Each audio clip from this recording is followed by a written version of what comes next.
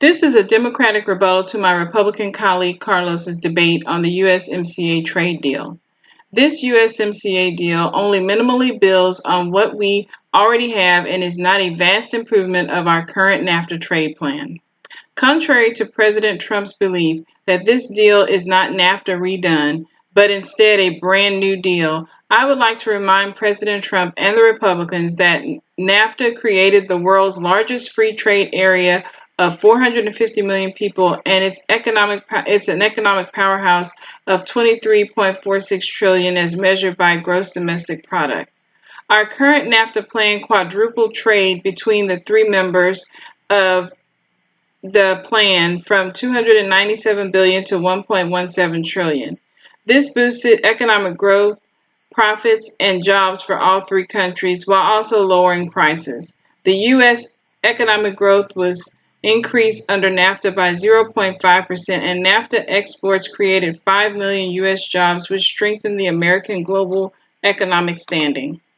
When my opponent speaks of the intellectual protections of the USMCA plan, understand that these protections are not new, as NAFTA already had these protections in place, and the USMCA only makes minor changes across the board in requirements as it relates to patents, tech companies, pharmaceuticals, and macroeconomics.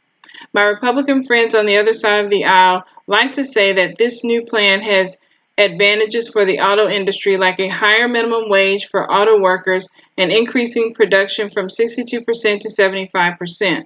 However, what they don't tell you is that automakers are weary of this change because these higher wages and restrictions on where auto parts can be made may cause them to pay the 2.5% tariff on shifting production to other countries because it is more economical for them.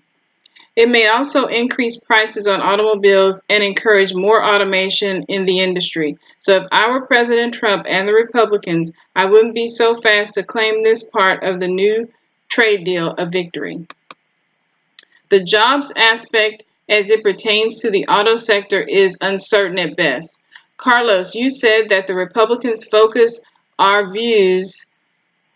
views on trade to revolve around strengthening America's presence in the global economy. NAFTA has already done just that. NAFTA has already provided benefits to the U.S. in many ways, such as in the auto and dairy industry. The USMCA is just a continuation of the current trade deal, as it also covers trade across the board.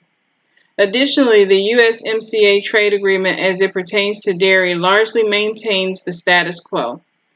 The NAFTA agreement already has a provision in it for dairy, so with the new deal, the average consumer will not see much of an impact on the shelves or in the prices. President Trump promised to destroy the NAFTA deal, but did his usual bait and switch tactic. To my Republican friends who did not like NAFTA, this is the same trade deal with just a few touch-ups.